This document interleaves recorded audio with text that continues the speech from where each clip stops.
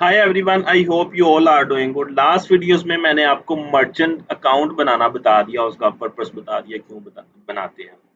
आज मैं एक क्विक ओवरव्यू दूंगा आपको शॉपिंग एड्स का कि शॉपिंग एड्स होते क्या है, गूगल किस तरह इसको लेके चल रहा होता है, ये किस तरह काम करते हैं, ये परफॉर्मेंस मैक्स की जो कैंपेन है उससे किस तरह डिफरेंट होते हैं, इसमें क्या यूनिक चीज़ें होती हैं। ठीक है, तो सबसे पहले एक अनाउंसमेंट है आपके लिए।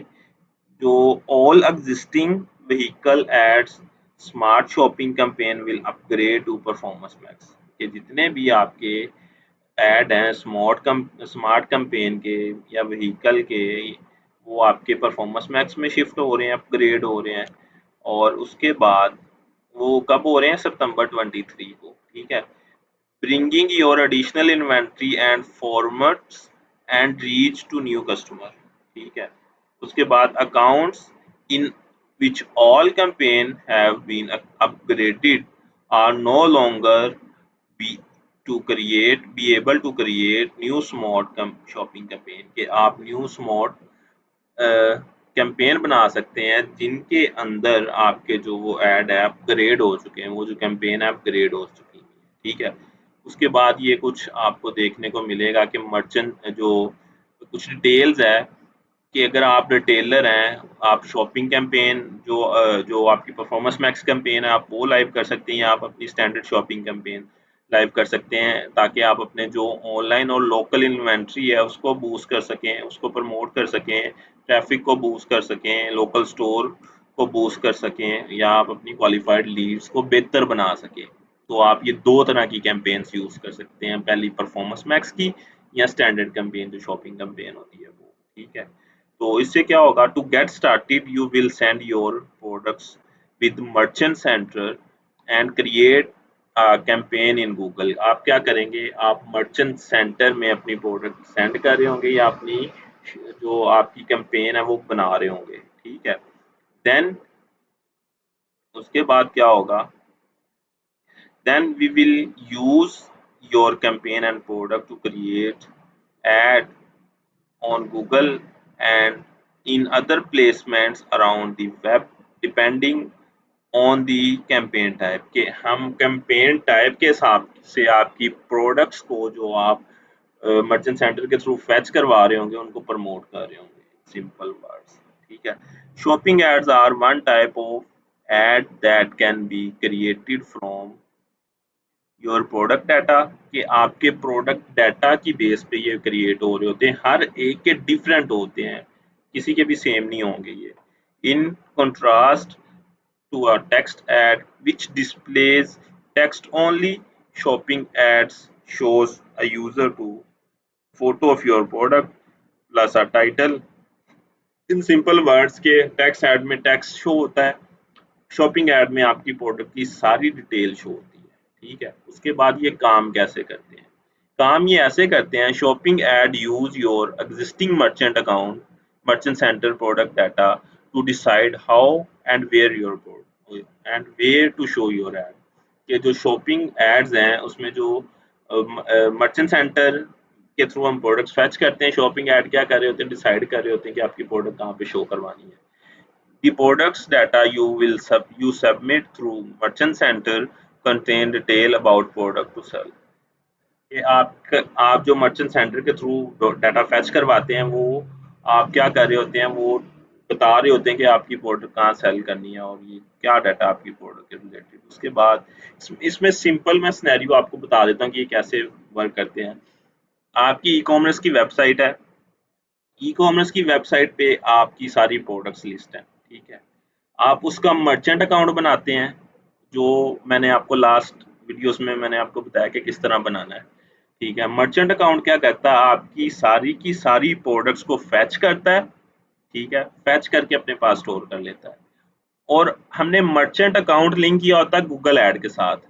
अब वो मर्चेंट अकाउंट क्या करता है हमारा? वो सारी प्रोडक्ट्स डिलीवर करता है गूगल ऐड को, ताकि गूगल ऐड अपनी कैंपेन के अंदर उनको सर्व कर सके। ठीक है, तो ये बेसिकली ओवरऑल सिनेरियो है। अगर हमें स्टैंडर्ड शॉपिंग कैंपेन लाइव करनी है तब भी हमें मर्चेंट अकाउंट की जरूरत पड़ती है, अगर हमें परफॉर्मेंस मैक्स के अंदर शॉपिंग कैंपेन लाइव करनी है तब भी हमें मर्चेंट अकाउंट की एक्सेस जरूरत पड़ती है।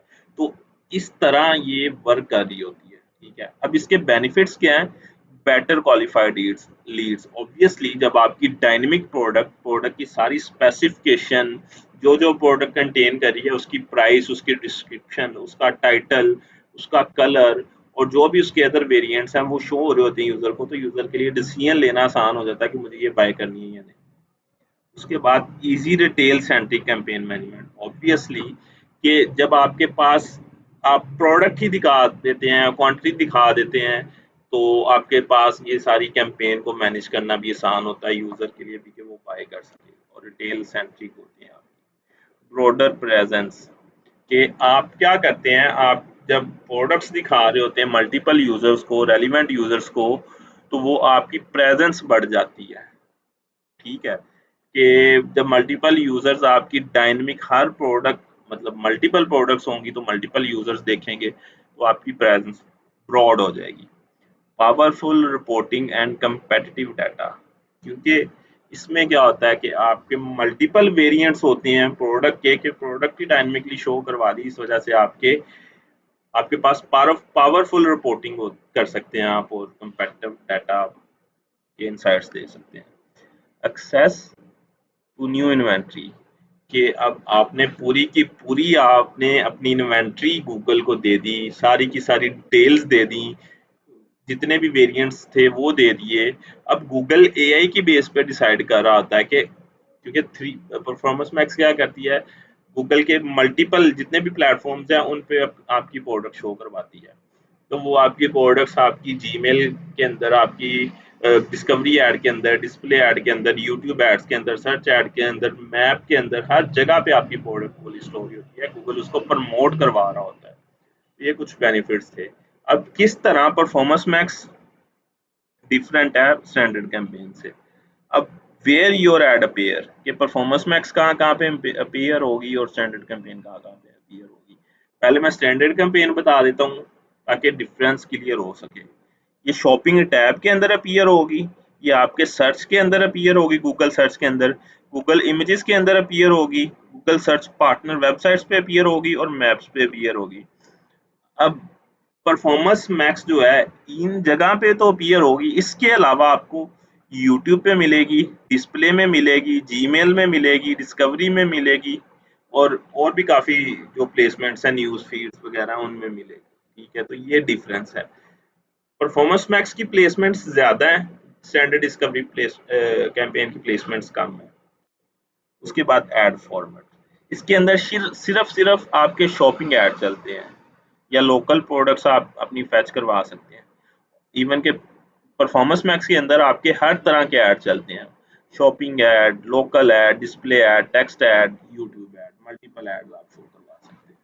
इसी तरह बिलिंग जो आपका है शॉपिंग ऐड, वो आपको सीपीसी की बेस पे चार्ज कर रहा होता है, कॉस्ट पर क्लिक की बेस पे।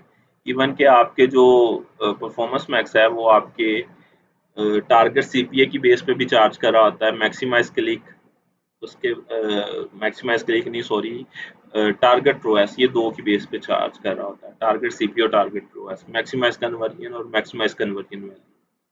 ठीक है, ये जैसे आपको नजर आ रहा है, ये सीपीसी की बेस पे चार्ज करता है और ये सीपीएम की बेस पे और क्लिक की बेस पे।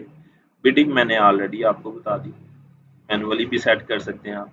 ऐड क्रिएटिव, इसमें आपको कुछ ऐड नहीं करना, आपको जस्ट प्रोडक्ट फैच करवानी है, इसमें आपकी सारी जो सर्च वाली चीज़ें हैं, डिस्कवरी वाली चीज़ें हैं, वीडियो वाली चीज़ें हैं, वो सारी चीज़ें इधर ऐड हो रही होती हैं। लोकल इन्वेंट्री को हम अभी के लिए स्किप करते हैं क्योंकि ये ज़्यादा नेसेसरी नहीं है।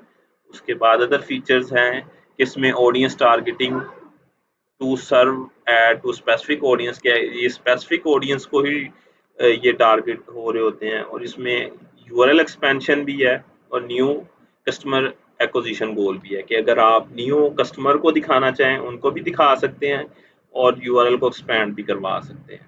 ठीक है, तो ये जो ऑप्शन है ये स्टैंडर्ड कैंपेन में नहीं है। तो आई होप आपको डिफरेंस पता चल गया होगा कि शॉपिंग कैंपेन सिंपल वो क्या करती है और जो आपकी पी मैक्स है वो उसमें क्या क्या फीचर्स है। तो अगर मेरी वीडियो अच्छी लगी है तो मेरी वीडियो को लाइक, मेरे चैनल को शेयर और सब्सक्राइब कर देना।